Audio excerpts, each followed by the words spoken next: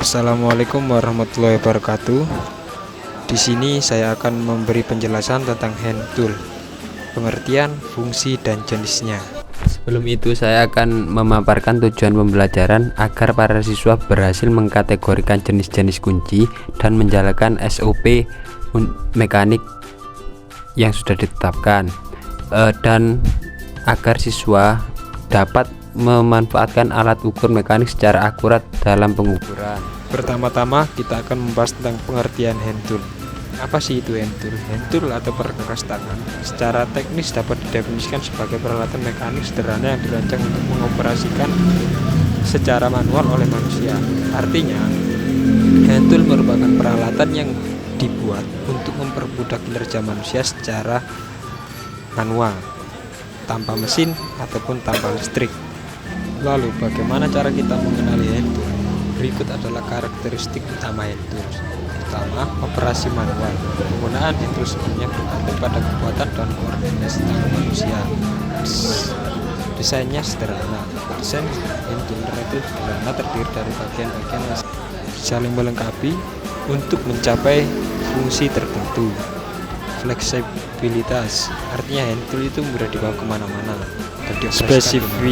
Spesialisasi, artinya hand tool itu diciptakan untuk spesialisasi tertentu, contohnya seperti gergaji untuk memotong, obeng untuk mengencangkan baut, dan lain-lain. Selanjutnya kita akan membahas jenis-jenis hand tools berdasarkan fungsinya. Adapun sebagai alat memotong, di sini kita akan membahas gergaji yang digunakan sebagai alat memotong benda-benda keras seperti kayu, logam atau material lainnya. Ada juga gunting untuk memotong kertas atau material tipis lainnya. Ada cutter yang digunakan untuk memotong kardus. Ada juga pisau yang biasa kita gunakan untuk memotong sayur-sayuran di rumah atau bisa digunakan untuk memotong lainnya. Selanjutnya kita akan membahas tentang alat pengencang atau pelonggarkan. Di sini ada obeng, kunci pas, dan kunci ring. Adapun fungsi obeng untuk mengencangkan atau melonggarkan skrup. Ada obeng minus dan obeng plus, disesuaikan dengan jenis kepala skrup yang akan kita kencangkan atau kita longgarkan.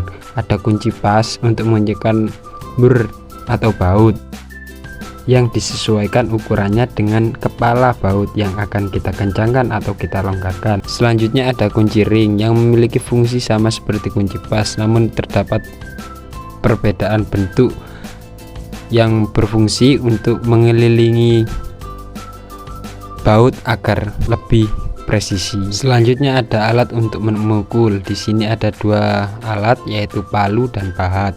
Palu digunakan untuk memukul paku, pahat atau benda lainnya, sedangkan pahat digunakan untuk membuat motif pada kayu, batu atau material keras lainnya.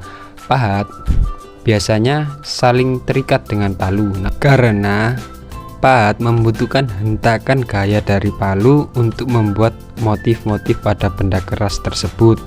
Jadi pahat akan selalu membutuhkan palu untuk hentakan dalam membuat motif tersebut.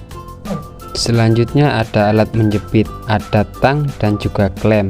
Tang memiliki jenis seperti tang potong, tang lancip, tang kombinasi, dan lain-lain, digunakan untuk menjepit, memotong, atau membengkokkan kawat. Sedangkan klem ini umumnya digunakan untuk menjepit sebuah benda agar tetap presisi pada tempatnya. Biasa kita jumpai pada tukang-tukang pengrajin kayu, itu biasanya menggunakan klem ini untuk memotong kayu agar tetap pada tempatnya, supaya nantinya hasilnya tetap presisi sesuai ukuran yang diinginkan. Selanjutnya ada alat untuk mengukur.